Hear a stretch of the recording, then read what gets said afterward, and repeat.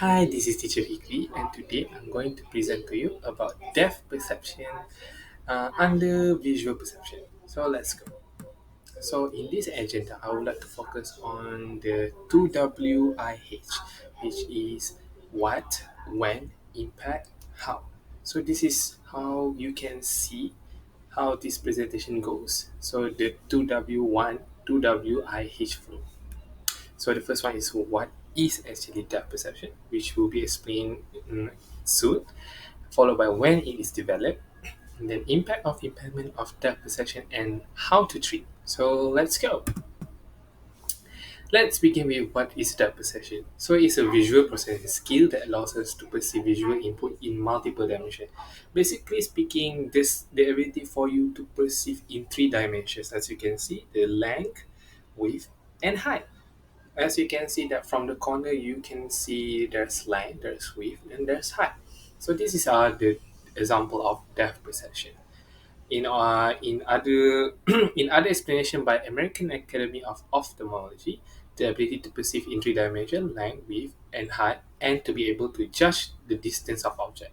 So as you can see, let's take an example of playing softball. So you need to hit the ball. So when you have a good depth perception, right, you can predict the projection of the ball and when is the timing for you to hit the ball and go run. So this is one example of depth perception. Next is when it is developed. So on the first 6 months, most baby or infant view are very two dimension, meaning there's no height. So everything that they see appear flat, and basically even our face when they look at us.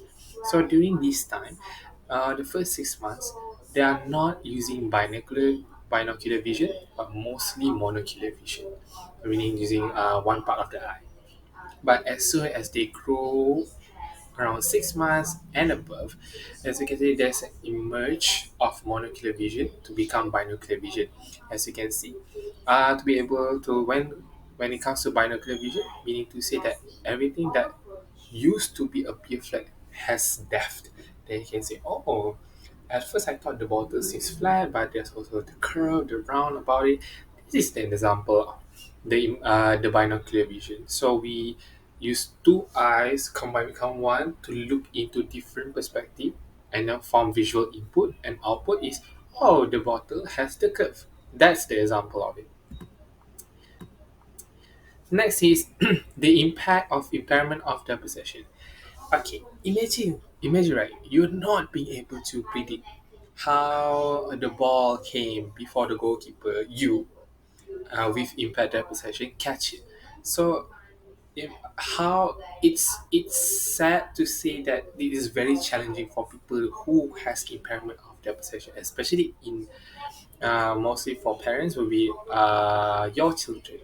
Imagine your children not being able to predict how far they are to the sofa before they accidentally run into it. So this is one of the thing now, the impairment of their perception. And you can see that there are some signs that can be seen, which as follow. For poor depth perception, it is fear of surface changes. Have you ever seen your kids, like whenever they want to go up and downstairs, they are very resist. They are very refusal. Like, oh no, I don't want to go that that it's too high or it's too down there. So this is one of the thing of poor depth perception. When what we perceive that stair is normal height, but for them it's like way too high for them. This is the thing that parents need to pay attention for, especially for frequent falling, inability to catch or hit ball, and exaggerated stepping over line. As you can see that this is one of the things that shows signs of poor depth perception. And I know most of parents wants to discuss on how to actually help my kids who have poor depth perception. Like, oh, okay, now I know my kids have some signs of poor visual perception. Now what? So there are two ways you can do, which is, of course, seek visual therapists for visual assessment. which is very very helpful because we don't want to rely mostly on internet to figure out whether our kids has this kind of problem or etc. Next is for you to you can do this at home with your kids, which is to practice on sorting sheets to practice their position. As you can see that doing this, so it helps them to predict how far they should go inside that basket shaped sorter. Like should I push this much or this less to go inside? So this is one of the way for them to practice on the depth perception.